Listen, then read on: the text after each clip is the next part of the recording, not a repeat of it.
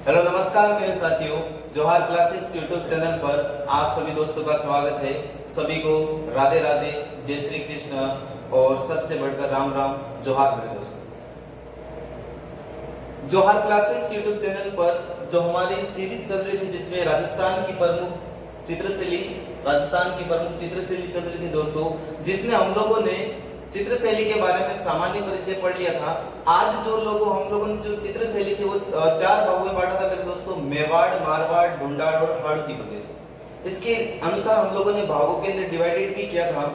और अब जो मेवाड़ स्कूल या मेवाड़ चित्रशैली का एक पार्ट है, इसी के अंदर जो डिवाइडेड किया था उसके अंदर सबसे पहले हमारा जो भागों के अनुसार देखा जाए तो जो वितरण किया उसके अनुसार हमारी मेवाड़ या उदयपुर चित्रशैली दोस्तों, ठीक है। तो आज जो है हम जो किसके बारे में अध्ययन करने वाले हैं तो वो मेवाड़ या उदयपुर चित्रशैली के बारे में बात करने वाले हैं।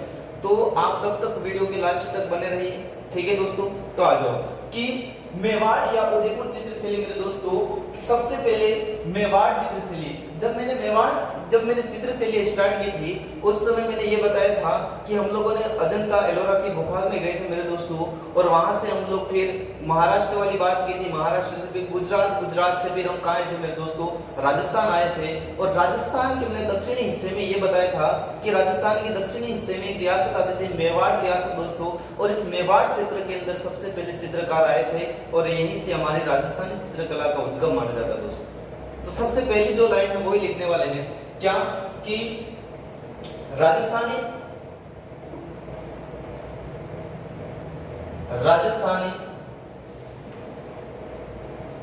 चित्रकला का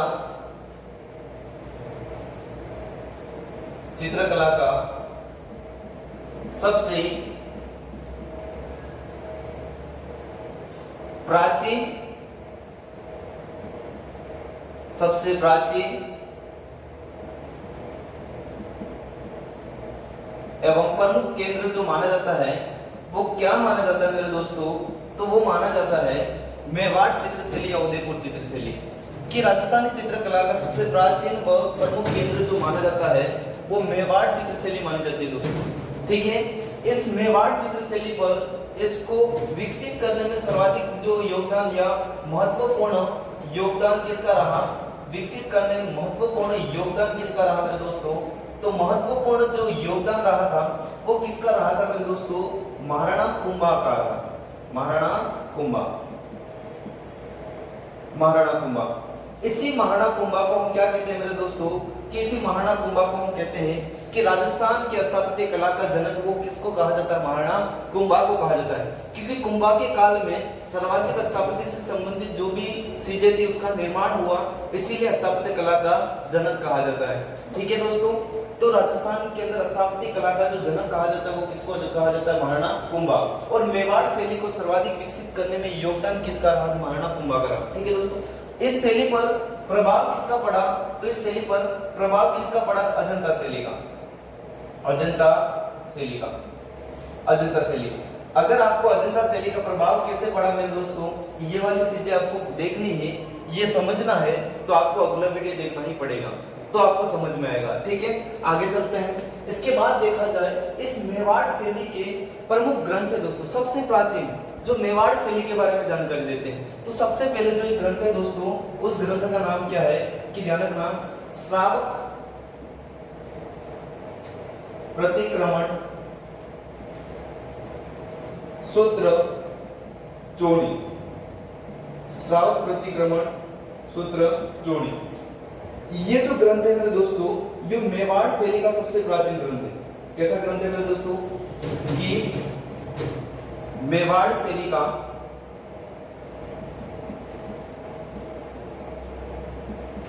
सबसे प्राचीन ग्रंथ, ठीक है। प्राचीन जो ग्रंथ है वो कौन सा है, तो वो प्राचीन ग्रंथ कौन सा हो जाएगा, श्रावक प्रतिक्रमण सूत्र जोड़नी, ठीक है दोस्तों, ये वाला हो जाएगा। इसके बाद देखा जाए ये सबसे प्राचीन ग्रंथ है कि किसके समय लिखा गया, इनके समय का जो शासक था उस शासक का नाम क्या है दोस्तों, तो शासक का नाम आ जाएगा, शासक का जो नाम आ जाएगा महाराणा तेज सिंह। किसके द्वारा मेरे दोस्तों, महाराणा तेज सिंह के समय इसकी क्या हुई थी, रचना हुई थी। और वो समय कौन सा था, तो मेरे दोस्तों समय जो था वो समय हो जाएगा 1260-61 वाला समय। क्या हो जाएगा मेरे दोस्तों, 1260-61 में इसकी क्या की गई थी, रचना की गई थी। क्या की थी, रचना। ठीक है मेरे दोस्तों, इसका जो चित्रकार था वो चित्रकार कौन था, तो चित्रकार का नाम है, चित्रकार का नाम हो जाएगा कमल चंद्र। क्या हो जाएगा, कमल चंद्र। ध्यान रखना बहुत इंपॉर्टेंट है और इसके बारे में खूब बार पूछा गया है, कमल चंद्र। इसका दोस्तों जो चित्रकार था जिसका नाम क्या था, कि इसकी रचना करने वाला जो व्यक्ति था उसका नाम था कमल चंद्र था। ठीक है, किस स्थान पर रचित किया गया दोस्तों, तो वो स्थान हो जाएगा, नीचे दिख तो रहा ना, किस स्थान पर, इसके स्थान, किस स्थान पर रचित किया गया, तो आयड मेरे दोस्तों, आयड। और ये जो आयड कहां पर है मेरे दोस्तों, उदयपुर के अंदर है। कहां पर है, उदयपुर के अंदर है। ठीक है, उदयपुर उदयपुर बार बार आ रहा है। अगर आपने मेरे दूसरे जो वीडियो देखे होंगे तो उसमें मैंने बताया है कि उदयपुर की स्थापना 1559 के अंदर महाराणा उदय सिंह के द्वारा महाराणा प्रताप के पुत्र अमर सिंह प्रथम के जन्म हुआ था, उसके उपलक्ष्य में करवाया था दोस्तों। ठीक है, और एक इससे रिलेटेड, इससे 1559 मतलब 100 साल पहले जोधपुर की स्थापना की थी 1459 के अंदर। 1459 से लेकर 100 साल पहले किसकी स्थापना हुई, उदयपुर की स्थापना। अगर उदयपुर की 100 साल बाद पहले किसकी स्थापना होगी, ध्यान रखना, वो 100 साल बाद मतलब उदयपुर से पहले किसकी हो गई, उदयपुर से पहले होगी जोधपुर, और जोधपुर के बाद किसकी, 100 साल बाद इसकी होगी उदयपुर की। ठीक है मेरे दोस्तों, आगे बढ़ते हैं। तो ये ग्रंथ ध्यान रखना, खूब बार पूछा गया। ये प्रथम ग्रंथ हो गया मेवाड़ शैली का जो सबसे प्राचीन ग्रंथ है। इसके बाद मेरे दोस्तों एक ग्रंथ और है, सुपासना। कौन सा दोस्तों, सुपासना, सुपासना, सुपासना चरियम, सुपासना चरियम, सुपासना चरियम, या इसी को कहा जाता है सुपार्श्वनाथ चरित्रम।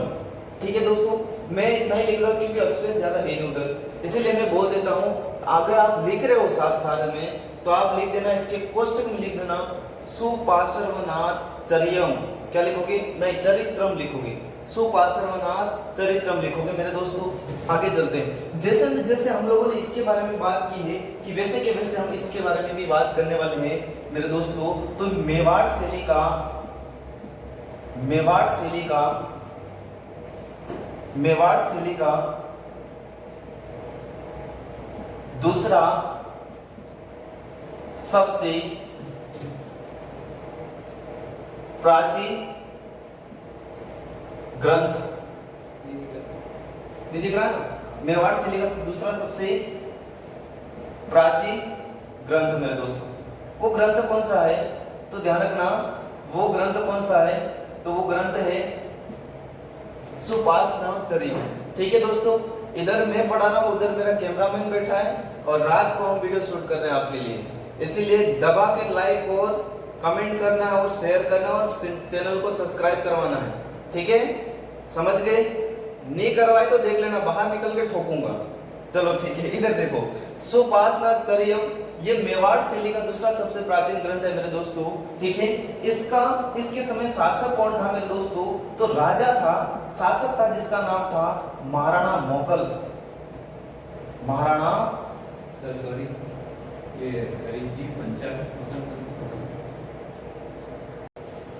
चलो बीच में कोई आ गया था और पता वगैरह पूछ रहे थे, तो हमने भी अचानक आके गेट खुला है तो बता दिया, पूछ लिया पता वगैरह। तो चलो कोई ना, ऐसा होता रहता है, वापस चलते हैं। ठीक है मेरे दोस्तों, तो शासक का नाम क्या, ये यहाँ तक थे हम। ठीक है, कोई दूसरा कोई नहीं आया था, इतना टेंशन मत लिया करो। इधर देखो आप लोग, ठीक है, इधर देखो, रात को कोई नहीं आता, इधर देखो। शासक का नाम था मेरे दोस्तों, शासक का नाम था महाराणा मुगल। क्या नाम था, महाराणा मुगल, महाराणा मुगल।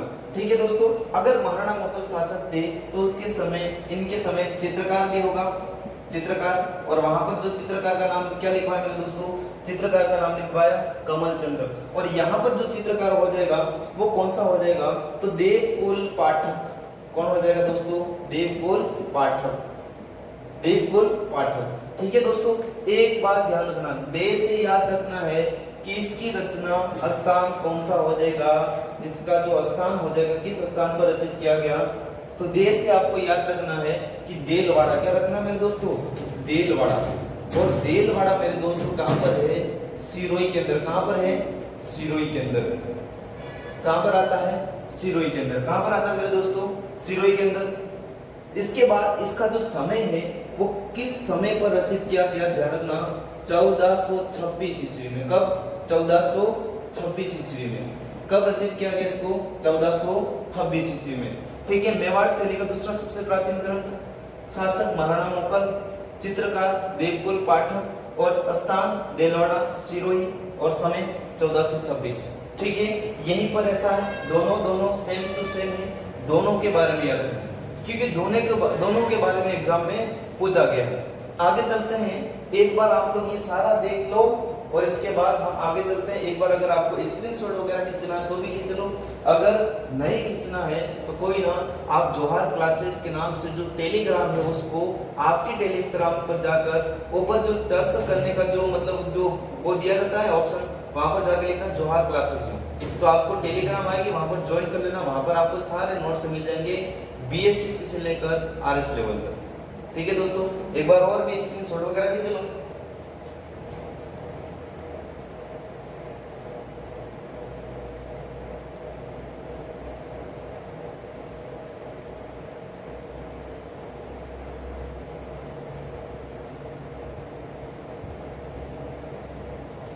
ठीक है, माना कि खींच लिया होगा। अब चलते आगे मेरे दोस्तों।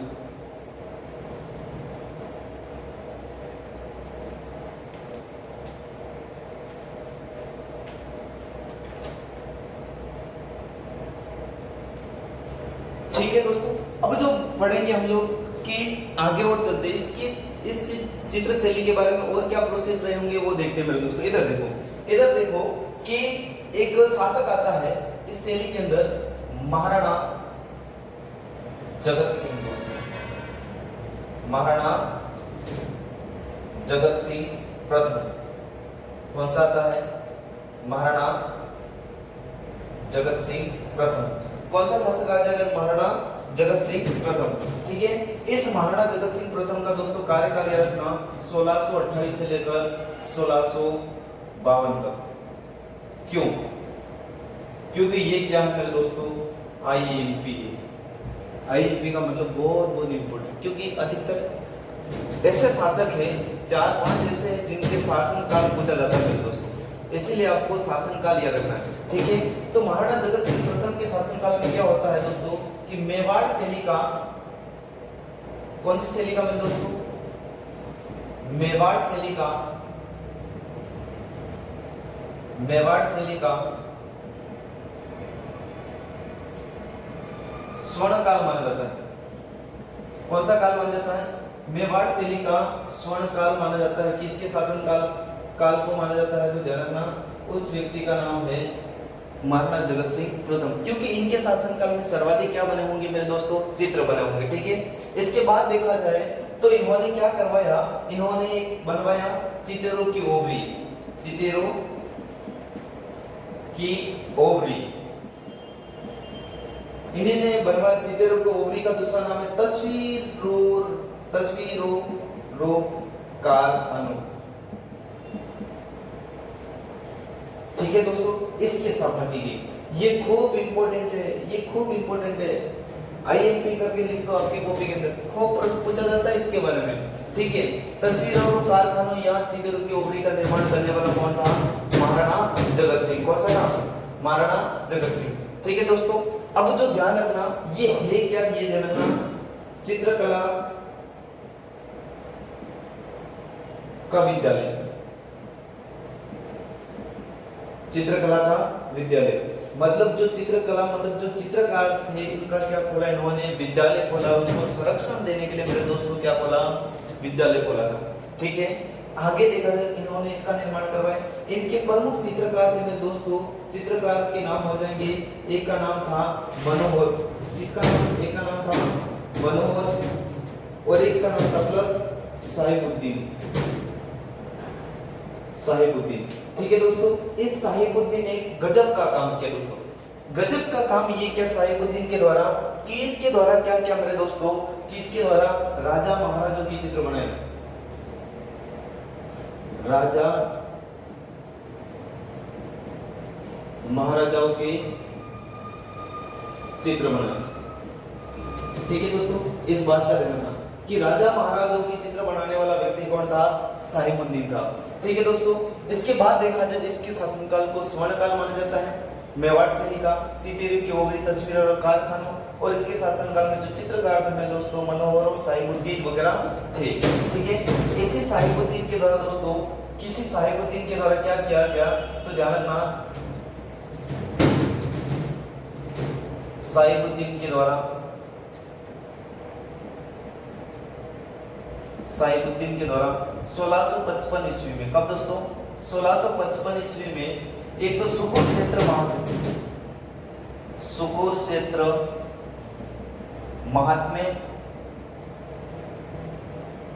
महात्म्य प्लस भ्रमर गीत,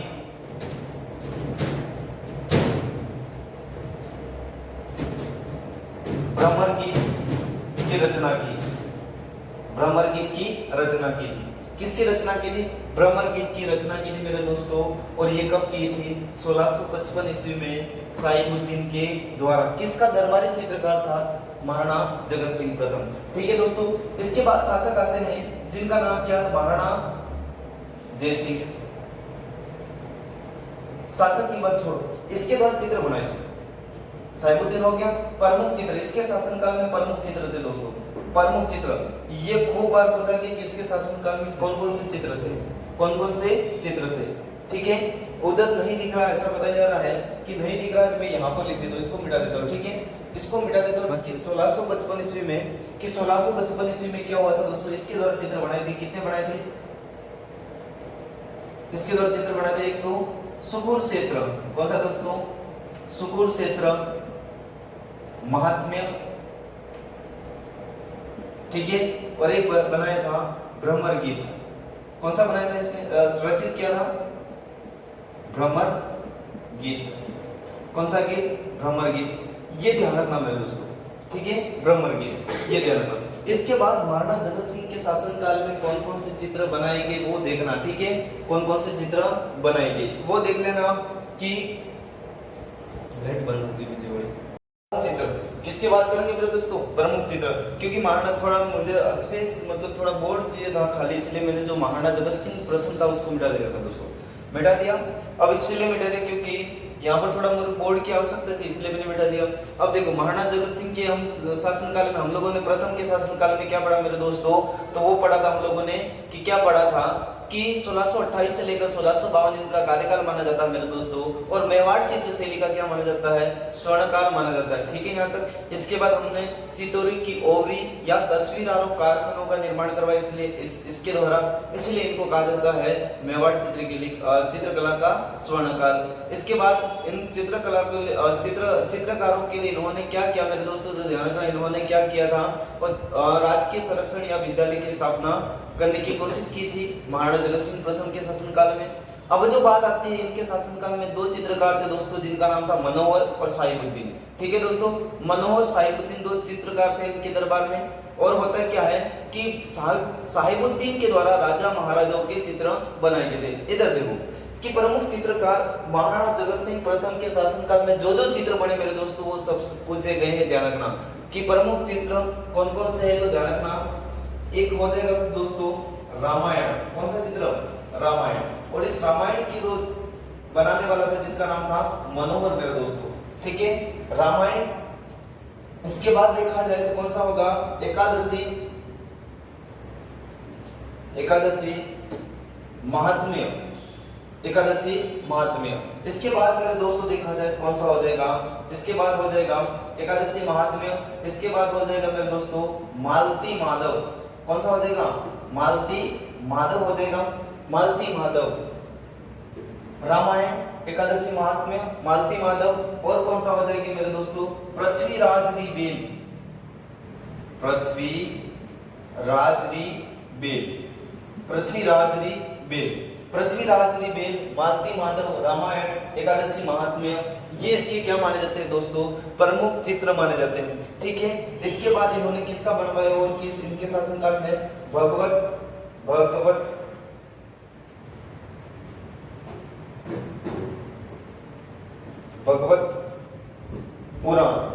पुराण का चित्र किसका बनाया मेरे दोस्तों, भगवत पुराण का चित्र भी किसके शासनकाल में हुआ, इन्हीं के शासनकाल में क्या हुआ दोस्तों, चित्रित किया गया था। ये जो चित्र है दोस्तों प्रमुख इंपोर्टेंट माने जाते हैं और इन चित्रों के बारे में ध्यान रखना। ठीक है दोस्तों, इन चित्रों के बारे में ध्यान रखना। और भी देखते हैं आपको, एक तो रागमाला याद रखना मेरे दोस्तों, रागमाला का भी चित्रण हुआ था। और याद रखना, और भी याद रखना आपको, तो रागमाला के बाद हो जाएगा रसिक प्रिया, कौन सा दोस्तों, रसिक प्रिया। ठीक है, रसिक प्रिया हो जाएगा। और रसिक प्रिया के बाद आप लोगों को पता होगा दोस्तों कि महाराणा कुंभा के द्वारा किसके रागमाला के ऊपर एक लिखा था, क्या लिखा था, गीत गोविंद, मतलब क्या लिखा था, एक टीका लिखी थी, क्या लिखी थी, टीका लिखी थी उसके ऊपर। तो यहाँ पर भी एक चित्र है मेरे दोस्तों, रसिक प्रिया के बाद आ जाएगा, रसिक प्रिया के बाद हो जाएगा मेरे दोस्तों, वो कौन सा हो जाएगा, तो ध्यान रखना, गीत गोविंद का चित्र, गीत गोविंद का चित्र किसके शासनकाल में। ये जो चित्र है मेरे दोस्तों बहुत इंपॉर्टेंट है, क्योंकि जब आप RS read, second grade, first grade वगैरह की तैयारी करते हो उस समय भी ये पूछे जाते हैं। और क्या पता एग्जामिनर का कभी मूड खराब हो जावे तो घुमा फिरा के पूछ भी लेवे, इसीलिए हमको सभी तरह से क्या रहना है, तैयार रहना है। चाहे पीछे से आक्रमण हो या आगे से या बाएं से हो या दाएं से, कहीं से भी आक्रमण हो हमारे ऊपर, हमें उस आक्रमण के जो आक्रमण किया गया है उस आक्रमण का सामना करना किसी भी साइड से हम कर सकते हैं, ऐसी तैयारी करनी है मेरे दोस्तों। ठीक है, चले आगे, चलो ठीक है। अब जो देखा जाए मेरे दोस्तों, महाराणा जगत सिंह प्रथम की बात होगी। अब जो बात होगी महाराणा जयसिंह के शासनकाल में क्या होता है दोस्तों, कि महाराणा जयसिंह के काल में लघु चित्र सर्वाधिक किसका विकास होता है मेरे दोस्तों, किन चित्रों का विकास होता है, लघु चित्र का। किसका, लघु चित्र बने। इनके शासनकाल में कौन से चित्र बने मेरे दोस्तों, लघु चित्र बने। लघु चित्र किसके शासनकाल में बने मेरे दोस्तों, तो ध्यान रखना, वो थे महाराणा जयसिंह के शासनकाल में। अब जो देखा जाए एक और आता है महाराणा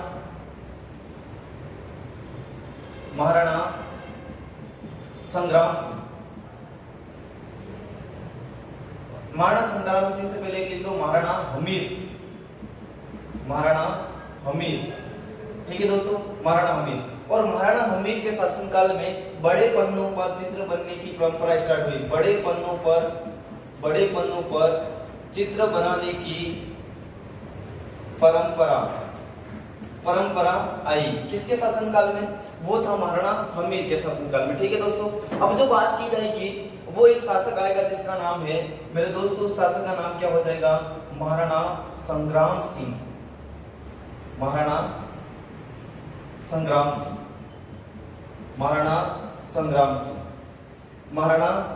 सिंह कौन सा आ जाएगा मेरे दोस्तों, महाराणा संग्राम सिंह।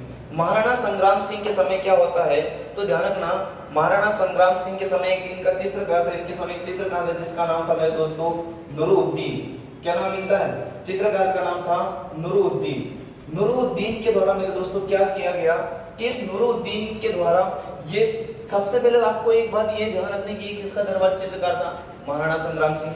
अब इस नुरुद्दीन के द्वारा क्या किया गया, तो ध्यान रखना कि विष्णु शर्मा, किसकी बात आती है, विष्णु शर्मा, और विष्णु शर्मा की एक पुस्तक थी मेरे दोस्तों, उस पुस्तक का नाम क्या था, तो उस पुस्तक का नाम था पंचतंत्र। और पंचतंत्र पर आधारित चित्र बनाने वाला व्यक्ति था जिसका नाम था, उसका नाम था नुरुद्दीन। मतलब इस विष्णु शर्मा की पुस्तक है मेरे दोस्तों, उसका नाम है पंचतंत्र, और इस पंचतंत्र के आधार पर, इस पुस्तक के आधार पर चित्र बनाने वाला व्यक्ति था जिसका नाम था नुरुद्दीन। ये किसके शासनकाल में था, महाराणा संग्राम सिंह। ठीक है, इसी पंचतंत्र के दो कहानी के पात्र ध्यान रखना कि मेवाड़ शैली के, कौन से दोस्तों, मेवाड़ शैली के कहानी के दो पात्र कौन है, तो मेरे दोस्तों ध्यान रखना, दो पात्र का नाम है कलीला और दमना। कौन से दो पात्र है जिसका नाम है कलीला और दमना। कलीला प्लस दमना, ये किसके हैं? दो कहानी के पात्र किसके आधार पर? ये भी पंचतंत्र के आधार पर है। किसके? पंचतंत्र के आधार पर ही बताए गए हैं। कलीला दमना मेवाड़ चित्रशैली के दो क्या माने गए? कहानी के पात्र। और दोस्तों ये दो गिद्धड़ों की कहानी, किसकी कहानी? दो गिद्धड़ों की कहानी, दो गिद्धड़ों की कहानी। इतनी बात आपको क्या रखनी है दोस्तों? ध्यान में रखनी है, ठीक है? याद हो जाएगा या नहीं होगा? हो जाएगा, होगा या नहीं होगा? ठीक है, एक बार आपको देख लो, इसको देख लो, मैं साइड हो जाता हूं, स्क्रीनशॉट वगैरह ले लो।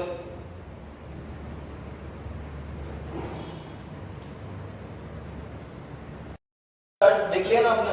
देख लिया होगा, एक बार पूरा देख लो। और ये एक बार और समझ लो मेरे दोस्त, महाराणा संग्राम सिंह के शासनकाल में एक चित्रकार था जिसका नाम था नूरुद्दीन, और नूरुद्दीन के द्वारा क्या गया? विष्णु शर्मा की एक पुस्तक है जिसका नाम है पंचतंत्र, और पंचतंत्र पर आधारित अनेक चित्र बनाए। किसके द्वारा बनाए? किसके द्वारा बनाए? मैं और भी तीर मार के लिख देता हूँ, यहाँ पर तीर मारा और मैंने यहाँ पर भी तीर मारा, अनेक चित्र लिख रहा हूँ। कौन से? अनेक चित्र बनाए इसके द्वारा, ठीक है? और बाद में मेवाड़ शैली के कहानी के दो पात्र हैं, वो कलीला दमना है मेरे दोस्तों, और ये दो गिद्धड़ों की कहानी है। ठीक है, यहाँ तक चले आगे? चलो ठीक है, और ये चित्र याद कर लेना। अब जो बात करेंगे मेरे दोस्तों, अब जो किसकी बात होने वाली है, तो अब जो बात होने वाली है वो बात होने वाली है प्रमुख चित्रकार।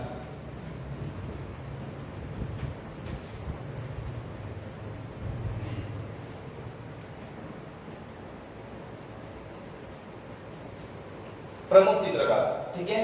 ये बहुत इंपॉर्टेंट चित्रकार हमेशा पूछे जाते हैं मेरे दोस्तों। प्रमुख चित्रकार, प्रमुख चित्रकार, प्रमुख चित्रकार कि मेवाड़ शैली के कौन कौन सी या उदयपुर शैली के प्रमुख चित्रकार कौन कौन से मेरे दोस्तों, ये याद रखना पड़ेगा आपको। सबसे पहले देखो कि सबसे पहले है जिसका नाम है दोस्तों, या वैसे क्रम तो नहीं है लेकिन हमने जो भी चित्रकार है वो सारे पढ़ने हैं। तो कौन सा हो जाएगा कि साहिबुद्दीन, साहिबुद्दीन, साहिबुद्दीन के बाद लिखते हैं मेरे दोस्तों मनोहर का नाम लिख देते हैं, मनोहर, मनोहर के बाद आ जाएगा नूरुद्दीन का भी नाम लिख देते हैं मेरे दोस्तों, नूरुद्दीन, नूरुद्दीन के बाद लिखते हैं नासिरुद्दीन का भी नाम लिख देते हैं मेरे दोस्तों, नासिरुद्दीन, ठीक है?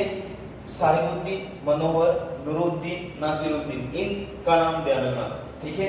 इसके बाद एक और था कि श्रावक प्रतिक्रमण सूत्र चोरी का चित्रकार करने वाला कमल चंद्र। कौन था मेरे दोस्तों? कमल चंद्र, कमल चंद्र कौन था? कमल चंद्र। इसके बाद आ जाएगा मेरे दोस्तों, वो कौन आ जाएगा? कृपाराम आ जाएगा। कौन सा आ जाएगा? कृपाराम आ जाएगा। कृपाराम के बाद आ जाएगा मेरे दोस्तों जीवाराम आ जाएगा। कौन सा आ जाएगा? जीवाराम आ जाएगा। जीवाराम के बाद आ जाएगा भेरूराम आ जाएगा। कौन सा मेरे दोस्तों? भेरूराम आ जाएगा। और भेरूराम के बाद आ जाएगा मेरे दोस्तों हीरानंद आ जाएगा। कौन सा आ जाएगा? हीरानंद आ जाएगा। कौन सा आ जाएगा? हीरानंद आ जाएगा।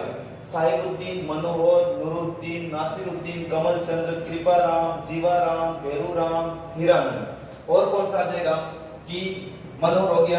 इतने चित्रकार आपको याद रखने बहुत जरूरी है। ये सबसे इंपॉर्टेंट है, सबसे इंपॉर्टेंट कि ये चित्र याद रखना, ये चित्रकार के नाम याद रखना मेरे दोस्तों, इन चित्रकारों के नाम याद रखना, ठीक है? एग्जाम के अंदर पूछे जाते हैं, चित्र शैली दी जाती है और चित्रकार 4 दिए जाते हैं। निम्न में से कौन सा चित्रकार इस शैली से संबंधित है या नहीं है, इस तरह के प्रश्न पूछे जाते हैं, ठीक है? अब जो आ जाएगी कि चित्रकार हो गए, इसके बाद मेरे दोस्तों आ जाएगा, क्या आ जाएगा? ध्यान रखना, पुरुषों की विशेषता, पुरुषों की विशेषता। क्या है पुरुषों की विशेषता? मतलब यहाँ पर जो चित्रण हुआ मेरे दोस्तों, यहाँ पर जो चित्रण हुआ है वो पुरुष की विशेषता कैसी है? मतलब जो किसी पुरुष का चित्रण किया गया चित्र शैली के अंदर, तो उस पुरुष के मतलब दांत कैसे है, नाक कैसे, ऐसी वाली बात की है, ठीक है? तो ध्यान रखना कि पुरुषों की, तो ध्यान रखना पुरुषों की विशेषता कौन सी है? ध्यान रखना मेरे दोस्तों कि पगड़ी पहने, पगड़ी पहने हुए, ठीक है? पगड़ी पहनी है तो जामा भी पहना है, ठीक है? जामा पहना है, ठीक है दोस्तों? कद कैसा है? तो कद है, छोटा कद है। कद कैसा मेरे दोस्तों? छोटा कद है, छोटा कद है, ठीक है? छोटा कद है, छोटा ग्रीवा है, छोटा ग्रीवा है, छोटा क्या मेरे दोस्तों? छोटा ग्रीवा है। पगड़ी पहने, जामा, छोटा कद, छोटा ग्रीवा, और इसके बाद और क्या हो जाएगा? ध्यान रखना, कपोल तक जुल्फ है मेरे दोस्तों, कपोल तक जुल्फे हैं, कपोल तक जुल्फे, कपोल तक जुल्फे हैं। लंबा गठीला शरीर है मेरे दोस्तों, कैसा है? लंबा गठीला शरीर है। शरीर कैसा है? तो लंबा गठीला शरीर हो जाएगा। ये जो विशेषता वो किसकी है तो ध्यान रखना, ये जो विशेषता है मेवाड़ जिले के पुरुषों का चित्रण, पुरुषों की विशेषता मतलब चित्रण हुआ। यहाँ पर क्या क्या चित्रण हुआ ये सारी बातें देखेंगे, ठीक है। इसके बाद देखा जाए तो एक याद रखना, इसकी आंखें कैसी है तो ध्यान रखना, विशाल नयन, विशाल नयन, विशाल नयन। ये जो विशेषता है, इतनी विशेषता आपको याद होनी चाहिए, ठीक है। ऐसी विशेषता वाले पुरुषों का चित्रण कहां पर हुआ है तो मेवाड़ शैली के अंदर मेरे दोस्तों, ठीक है। एक बार इसको देख लो, अच्छे से देख लो। इसके बाद नाम मैं यहाँ पर लिख रहा हूँ, एक बार इसको देख लो। इसके बाद मैं देख रहा हूँ, लिख रहा हूँ महिलाओं की विशेषता।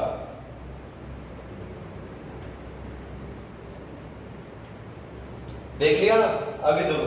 अब जो बात होती है वो क्या होती है तो ध्यान रखना, महिलाओं की विशेषता। किसकी विशेषता मेरे दोस्तों?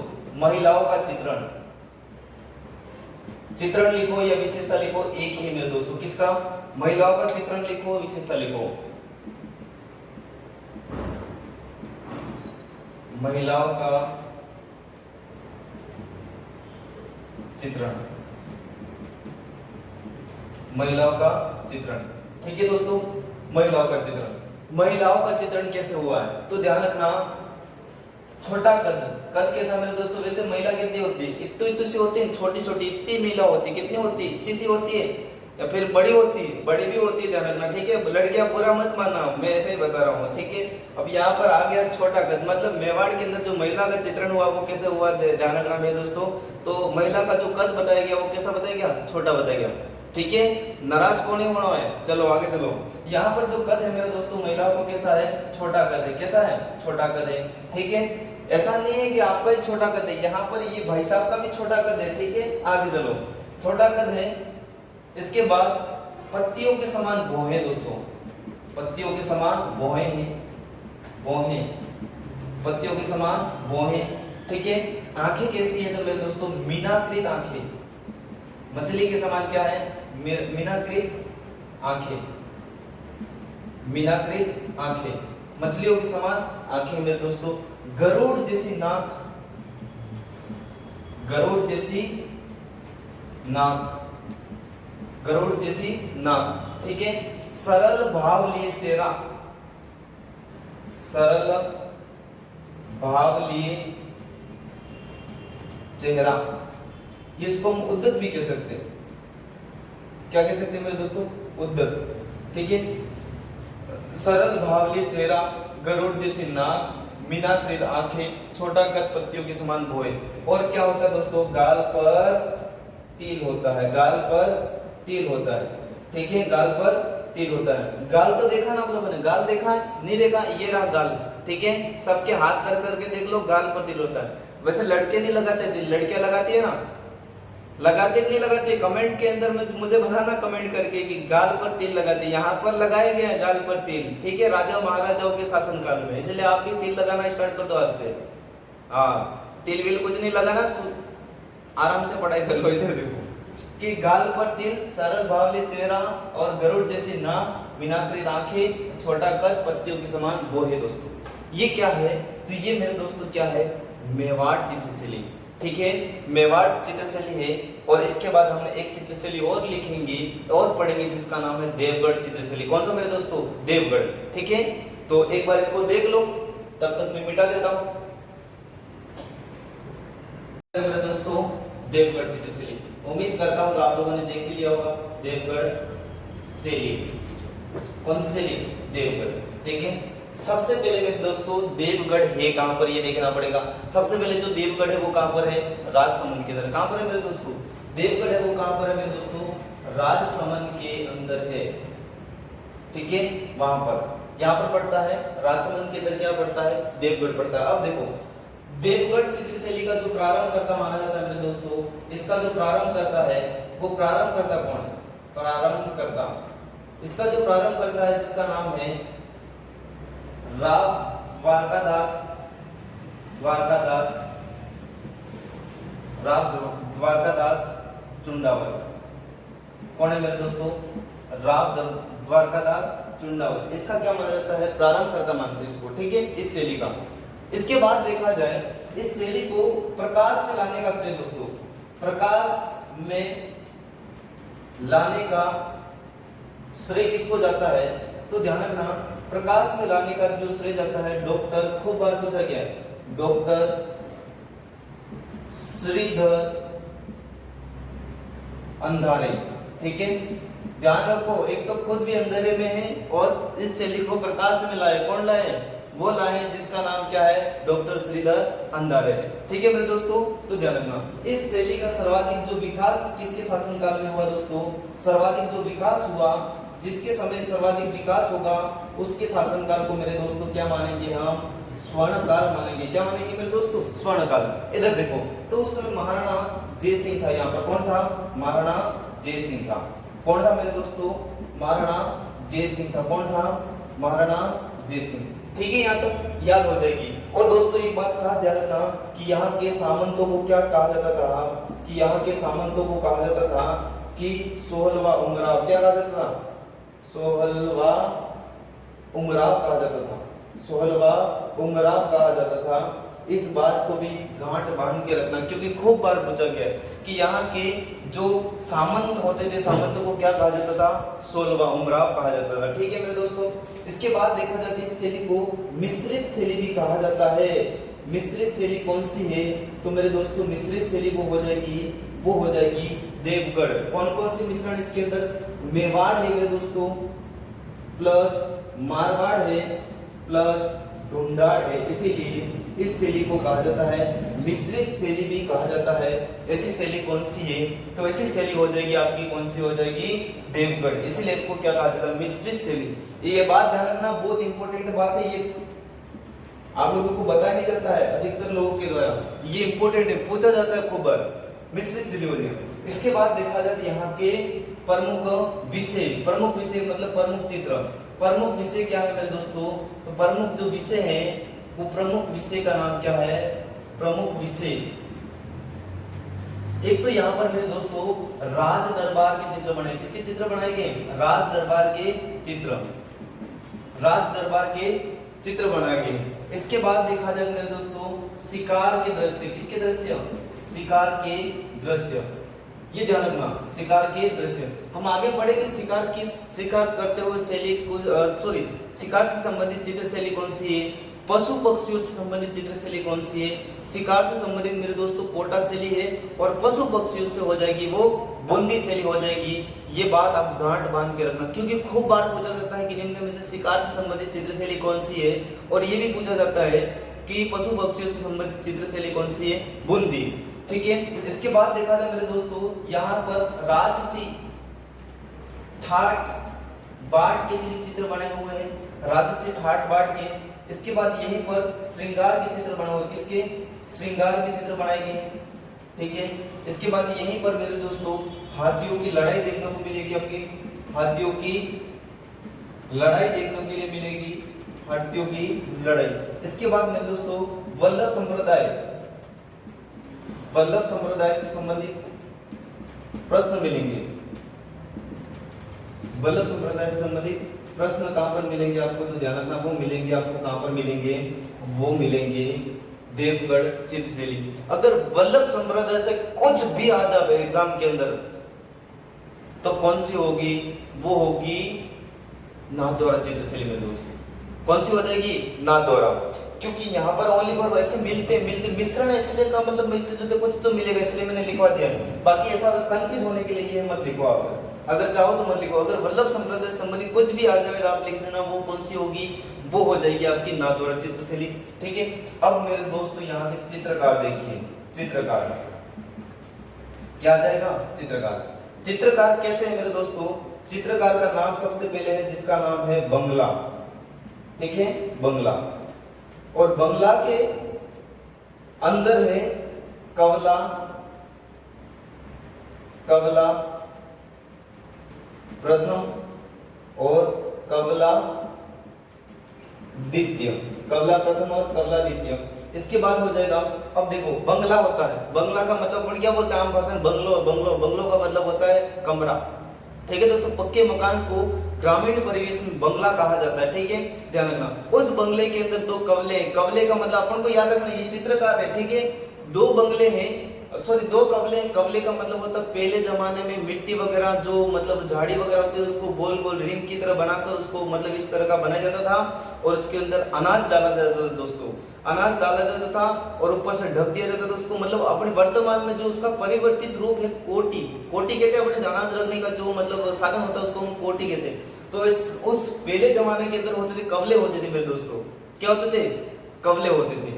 तो कवले किस किस को पता, वो कमेंट करके और बताना।